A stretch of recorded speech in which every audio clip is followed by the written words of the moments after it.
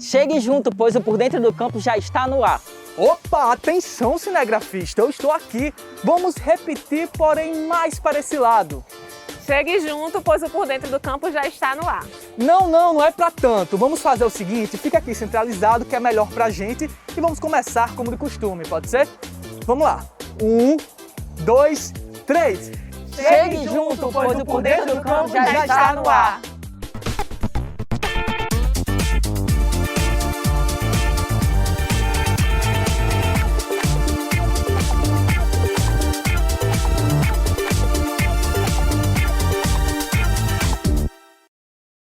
Você percebeu que o programa começou com duas pessoas que você provavelmente não conhece.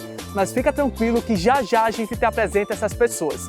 A nossa ideia de abertura do PDC de hoje foi justamente te deixar curioso, curiosa. Aí você me pergunta, Pedro, e precisa de estratégia para isso? Claro, precisa de estratégia, planejamento e um projeto. E por que eu estou falando isso? Porque a UFRN é enorme, isso você já sabe. E a administração central, ou seja, a reitoria, precisa desses elementos e da contribuição de muitas pessoas para colocar em prática o plano de desenvolvimento institucional. As pró-reitorias que já apresentamos aqui contribuem nesse processo. As superintendências exibidas nos últimos programas também. E as secretarias? Vamos conhecer mais sobre as contribuições delas? É aí que surgem os convidados de hoje. Prospectar e identificar demandas. Promover e compartilhar melhores práticas em gestão de projetos. Adoção de ferramentas, métodos e técnicas. Definição dos projetos estratégicos da UFRN. Interlocução entre gestores de projetos e a administração da UFRN. Dar suporte à elaboração de projetos. Tudo isso é um pequeno resumo do que é a SGP. E para conhecermos os detalhes, vamos conversar agora com o professor André Gugel e com a Emanuela Justino. Sejam bem-vindos ao Por Dentro do Campus. Professor, ficou animado em abrir o programa? Com certeza. Acho a proposta do programa bem interessante. Bacana. Parabéns. Obrigado, a equipe toda agradece. E a Manuca, vou chamar de Manuca, eu já estou íntimo, porque ela já participou do PDC, então está acostumada, né? Já estou acostumada, já. Cria da casa. Bacana. E a gente começa o programa sempre com aquela pergunta padrão, né, professor, que sempre acompanha, a Manu que está sempre com a gente também. Qual é a missão da SGP? Pronto, Pedro. A principal missão da SGP é apoiar a universidade nos seus projetos estratégicos, certo? Isso aí foi uma coisa que foi mudando durante o tempo. Num primeiro momento, o nosso foco forte foi gerenciar projetos que vinham de demandas de setores, da reitoria, e a gente foi se consolidando, amadurecendo essa ideia, e hoje não. Hoje o nosso foco principal realmente é focar em projetos relacionados à nossa parte estratégica. O que seria essa parte estratégica? Seriam os projetos que são ligados ao nosso plano de gestão, que é o nosso plano estratégico da instituição, e os projetos fortemente ligados ao plano de desenvolvimento institucional. Então, a nossa missão maior hoje é ajudar a instituição a conseguir atingir os seus objetivos organizacionais dentro da perspectiva desses planos. Então, é pegar o plano e ajudar a desenvolver para que as metas e os objetivos colocados lá sejam atingidos, certo? Isso aí foi uma coisa que foi mudando durante o tempo, o amadurecimento da instituição e da própria SGP que permitiu que a gente começasse a ter esse foco a partir de 2020.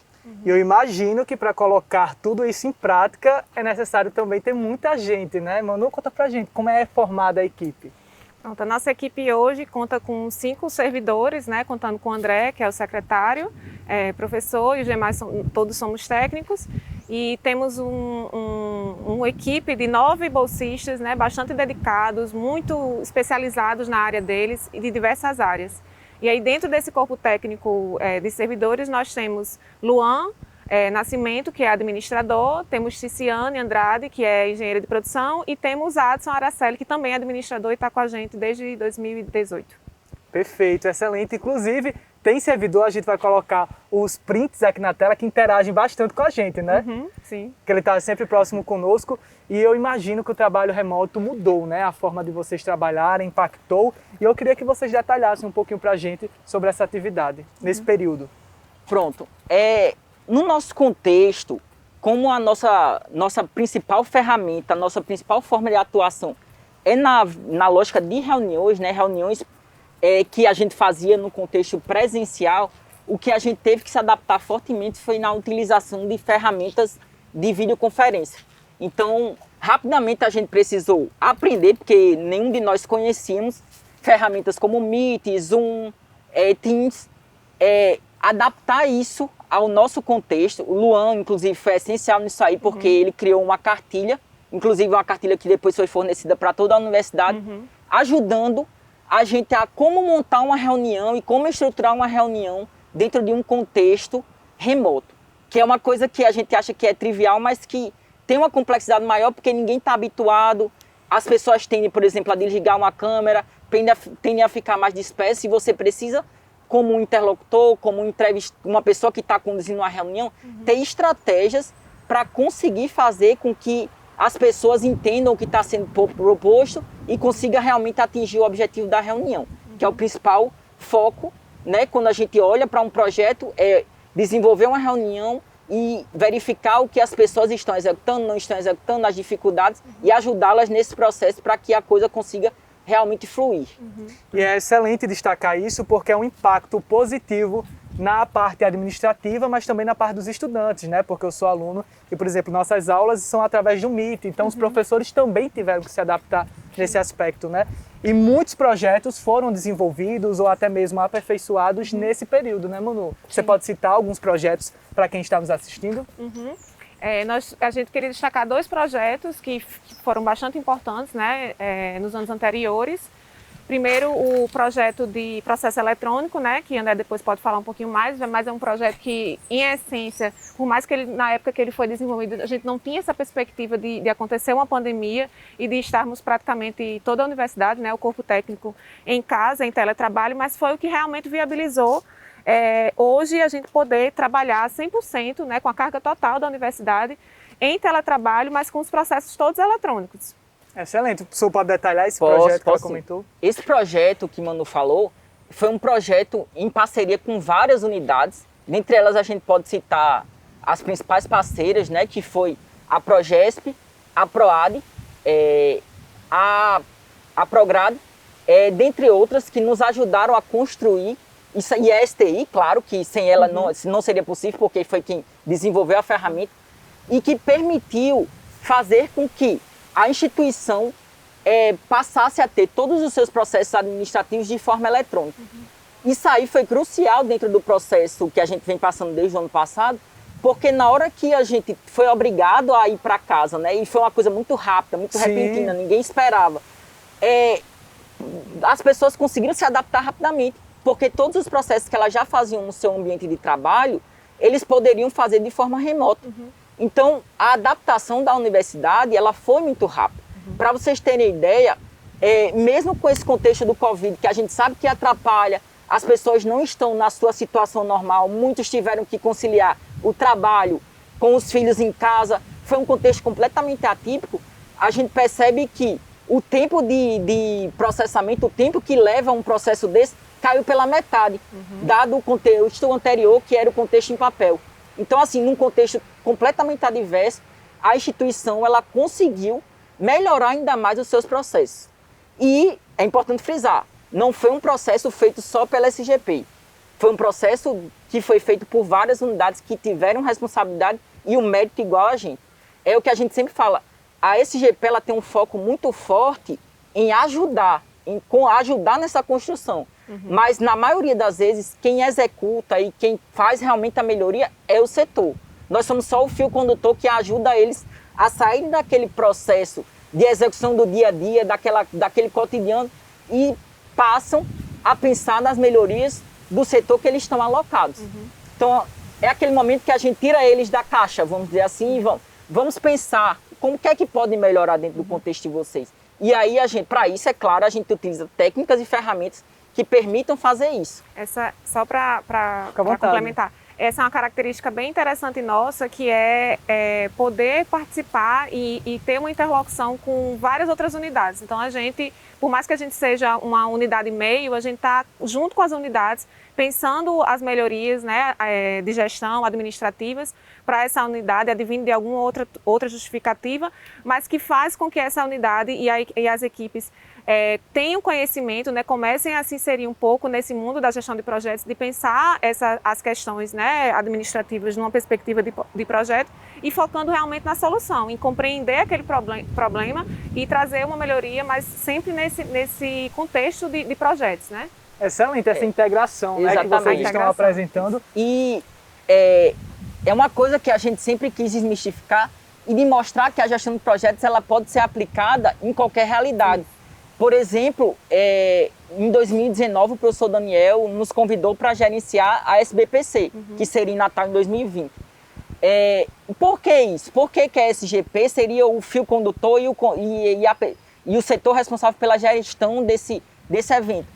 Porque a SBPC é um evento muito grande, ele envolve muitos atores. Ele não é simplesmente um evento só de pesquisa, ele não é um evento de extensão, nem um evento de inovação, nem só de ensino. Ele é uma congregação dos 4 eixos. Então precisa de um elo conector de todos esses eixos. Claro que os principais responsáveis, os principais organizadores, as principais pessoas dentro desse contexto seriam ensino, pesquisa, extensão e inovação. Mas a SGP ela foi chamada para fazer essa aglutinação, essa conexão entre esses eixos. E é uma coisa que a gente bate muito, que algumas pessoas questionavam, né, Manu? Por que vocês vão ser os organizadores? Exatamente por isso, por essa capacidade de articulação que é necessária dentro de um contexto de um evento tão grande como esse. Manu pode falar um pouquinho mais, mas infelizmente a gente não pôde realizar ele de maneira presencial o ano passado, né, Manu? A ideia era pensar de forma técnica mesmo como esse evento ia ser realizado e como o André falou, por mais que ele aglutinasse, né, pesquisa, extensão, ensino, inovação, mas a nossa visão ela era uma visão de olhar, de um projeto, de mais um projeto, por mais que fosse um macro projeto, né? As pessoas passavam por a gente e diziam, nossa, um super projeto, então é um desafio muito grande. E realmente foi um desafio, a gente chegou a desenvolver várias partes desse projeto, pensamos, enfim, a estrutura geral de uma maneira bem robusta durante bastante tempo, mas em função da pandemia, a universidade tomou a decisão super responsável, junto com a SBPC, essa seria a reunião anual, que é o maior evento deles, né, anual, de realmente não fazer, e foi super bem pensado, porque o contexto realmente não permitia, né, aglutinar 50 mil, 60 mil pessoas. Aí a gente acabou fazendo de maneira virtual, que também foi um sucesso. Isso, também foi um sucesso, mas enfim, foi uma experiência interessante, por mais que a gente não tenha conseguido realizar presencialmente, mas foi uma experiência bem interessante para o nosso portfólio de projetos. E eu imagino que essa questão de manter o distanciamento social, de ficar em casa, para evitar o contágio do vírus, traz um pouquinho de saudade, né? Com todo mundo que a gente conversa, as pessoas compartilham desse sentimento. E eu queria saber como é que está a situação de vocês atualmente, se estão trabalhando de casa, se estão com saudades de vir ao campus. Eu sempre falei na equipe que o começo para mim foi muito difícil, porque eu gosto muito de gente, gosto de estar aqui no campus, acho extremamente agradável, gosto muito da nossa sala, enfim. Então, o começo foi muito difícil, mas hoje eu posso dizer que eu estou mais adaptada, né, à nossa realidade. O nosso trabalho, ele conseguiu, tem características de adaptação realmente a esse mundo de uma forma mais prática, digamos assim. Mas eu tenho muita saudade, inclusive já falei aqui no programa, que tenho muita saudade principalmente das pessoas, né? Dos amigos, da equipe, de ver presencialmente. Então, assim, sinto realmente saudade dessa dinâmica do dia a dia. Para quem não lembra, a Manu participou do programa com a Pró-Reitoria de Gestão de Pessoas. Inclusive, um abraço para a Pró-Reitora. E nada se compara, né, professor André, ao contato, né, físico. E principalmente no nosso contexto, né, que a nossa secretaria é uma secretaria que tem uma coesão muito grande. A gente tem uma integração entre os setores, entre as pessoas, que é muito forte. Então, querendo ou não, esse distanciamento, ele afeta essa conexão, essa ligação entre as pessoas, entre os setores, e querendo ou não, também afeta o nosso trabalho. Claro, como eu não disse, a gente conseguiu se adaptar bem, hoje a gente consegue trabalhar bem, a gente não perdeu a produtividade da nossa equipe, mas a gente sente, e sente cada vez mais. Então, assim, realmente é uma saudade de estar aqui, de conversar, de conseguir integrar era uma coisa que a gente tinha muito forte, né, Manu? Que é um problema que acontecia em um projeto, a gente já discutia internamente, a nossa sala é única, é uma sala para todos os servidores. Então, a gente tinha uma agilidade na comunicação que a gente perdeu. E o contato, né, que a gente também perdeu e que é uma coisa que a SGP tinha muito forte. Então, para matar também um pouquinho dessa saudade do pessoal da equipe, vocês poderem rever eles, a gente vai mostrar agora o quadro TBT especial com a equipe da SGP. Vamos lá. Oi pessoal, tudo bem? Hoje a minha principal saudade do campus é com certeza o espaço físico, não é? O campus é muito bonito, não é? Muito agradável de se trabalhar, você tem os jardins, o espelho d'água. Então hoje a minha maior saudade de trabalhar no campus é trabalhar em um ambiente muito agradável como a UFRN. Durante a pandemia a gente conseguiu adaptar muito bem a parte do trabalho à realidade virtual, mas sempre fica faltando aquele contato humano, o contato com o pessoal das diversas unidades e da própria unidade que a gente trabalha também. Minha maior saudade na UFRN, sem dúvida, é o convívio com as pessoas, né? As trocas de corredores, os cafezinhos na copa, todo o movimento dentro do campus, com certeza tudo isso dá mais sentido para o trabalho. Na torcida que um eventual retorno seguro possa devolver de volta isso pra gente. Impressionante que todo mundo compartilha da mesma emoção, né? Sim, com certeza. Com certeza. E eu queria agradecer a participação de vocês aqui nessa entrevista no Por Dentro do Campus. A gente encerra aqui a nossa caminhada, mas as informações que vocês apresentaram certamente foi de grande relevância para quem está nos assistindo. Obrigado, viu, Manu? Obrigada, Pedro. Obrigado, viu, professor Pedro. André. E eu gostei, viu, da participação de vocês abrindo o programa e já vou deixar aqui um convite para próximas oportunidades, quem sabe fazermos um programa junto, entrevistando outras pessoas. Pode ser? Pode contar com a chamar. gente. Valeu, agora eu vou dar uma caminhada aqui. Na verdade, eu vou correr para encontrar o nosso próximo entrevistado. Valeu, pessoal! E enquanto eu vou até lá, a gente vai para um rápido intervalo, mas já já estamos de volta. Aproveite para nos seguir nas redes sociais. Até já!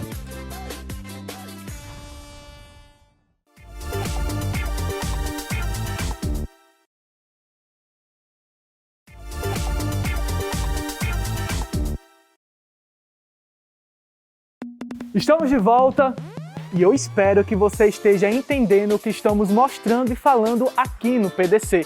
Mas você sabe que essa comunicação também acontece entre instituições, né? Para tanto, é necessário ter conhecimento e também falar a mesma língua. Mas e quando isso não acontece? Olá, Prazer, tá xingando minha mãe? tudo bem?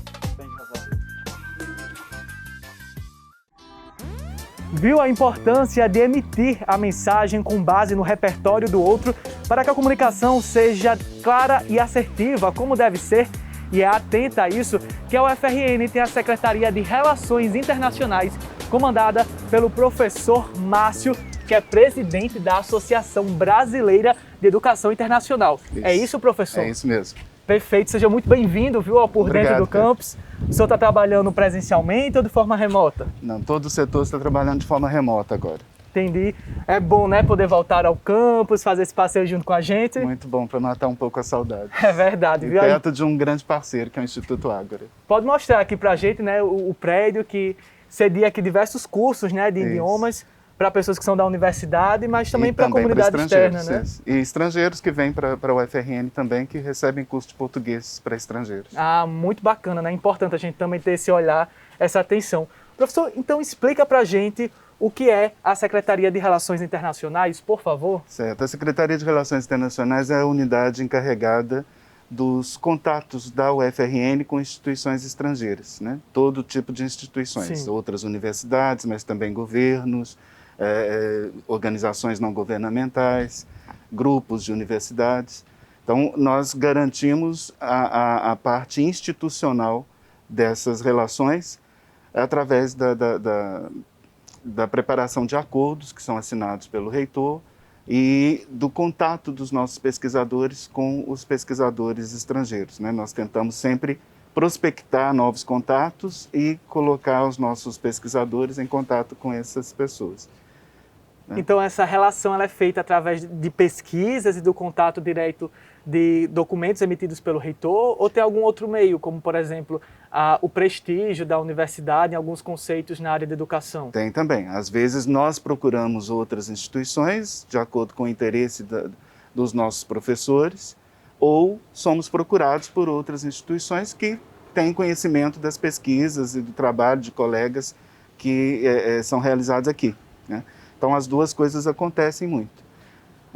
Professor, e qual é a imagem da UFRN no exterior, nessas outras universidades? Porque a gente chega aqui no Rio Grande do Norte e até no Brasil e fala UFRN, traz credibilidade, todo mundo tem uma imagem muito positiva da instituição. Mas e lá fora, qual é essa imagem?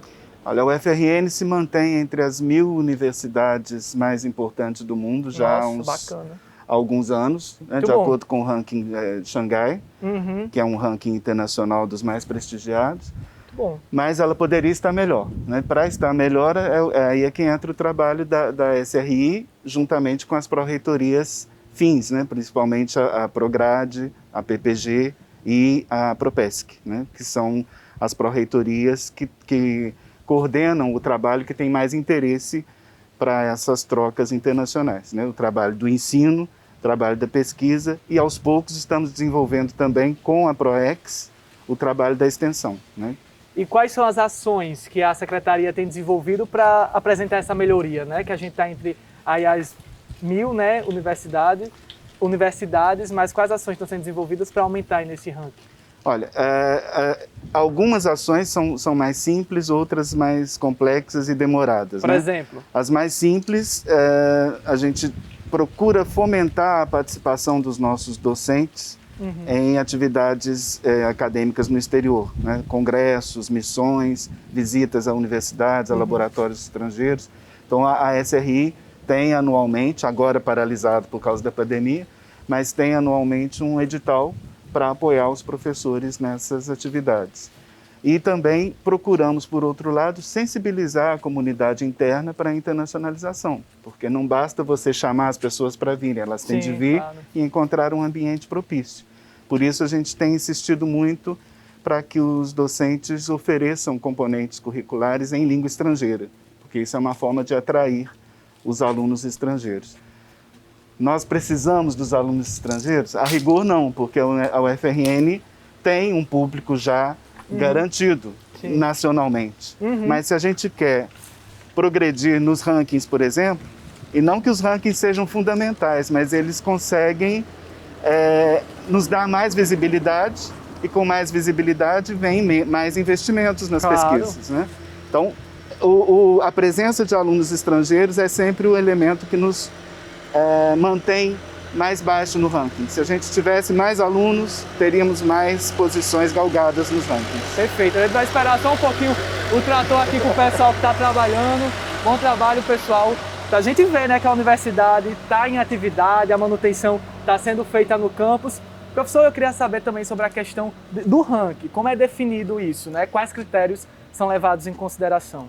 Cada ranking tem o seu critério, né? Existem 3 grandes rankings, o ranking de Xangai, o ranking da Times Higher Education e o ranking da QS, que são duas companhias inglesas que fazem essa medição.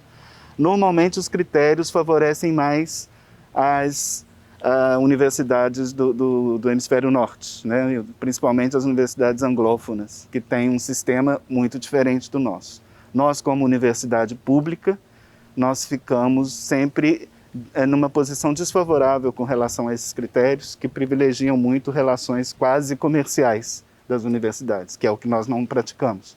Então, os rankings têm essa importância da visibilidade, mas é preciso também considerar que eles não são adequados para a realidade brasileira e latino-americana.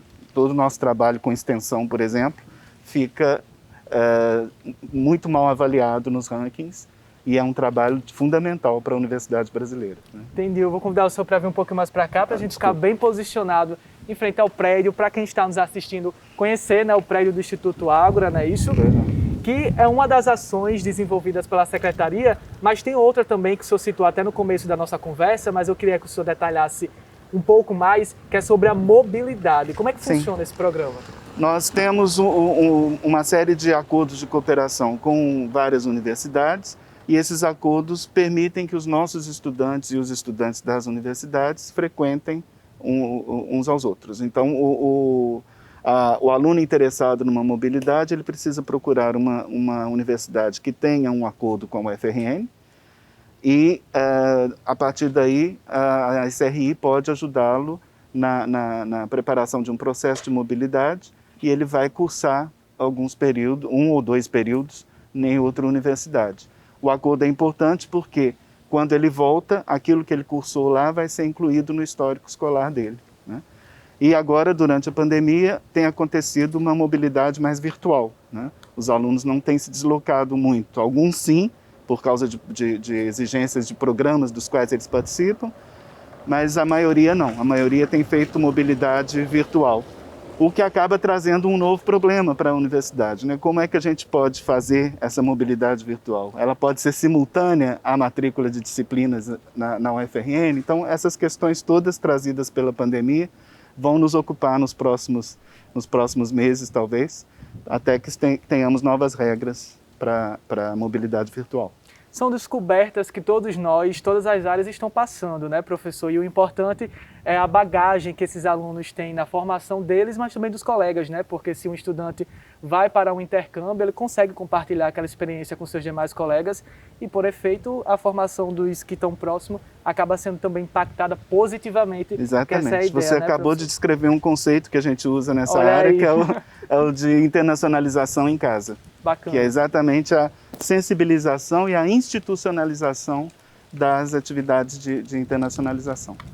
Perfeito, professor. E para encerrarmos a entrevista, eu queria saber qual é o sentimento do senhor ao voltar aqui no campus. O senhor disse que está trabalhando remoto, estava com saudades, e aí eu imagino que quando a gente trabalha envolvendo língua e idiomas, né, a gente fala com contato próximo, a aprendizagem é bem mais efetiva, e com esse distanciamento acaba impactando um pouco, né? Exato. A vida virtual tem sido até agradável em alguns momentos. A gente acaba se encontrando muito mais com as pessoas virtualmente do que encontrava presencialmente. Mas o que dá mais saudade, além do contato com os colegas, o trabalho diário, que é sempre muito bom, o que dá mais saudade é o contato com os alunos, né? Os colegas a gente ainda encontra eventualmente quando vem até aqui resolver alguma questão, mas os alunos é mais complicado. Então, a saudade maior é da sala de aula, do contato com o aluno e sentir melhor o processo de aprendizagem, que a gente não sente tanto quando está falando com o computador. Verdade, viu, professor? No caso, o senhor, além de assumir a secretaria, ainda dá aula? Sim. Perfeito, excelente. Então, muito obrigado, professor Márcio, por sua participação aqui no Por Dentro do Campus, e eu já deixo o convite para uma próxima oportunidade, até porque diante de um mundo globalizado é necessário estarmos sempre atentos às relações internacionais, né? Com prazer eu volto. Muito obrigado. Valeu, viu? Um abração. Tchau, tchau. E o Por Dentro do Campus de hoje fica por aqui. Você sabe, nos encontramos na próxima quinta-feira a partir das 8 horas da noite na tela da TV Universitária. Você pode acompanhar todos os nossos conteúdos no canal da TVURN no YouTube. Um forte abraço e até mais.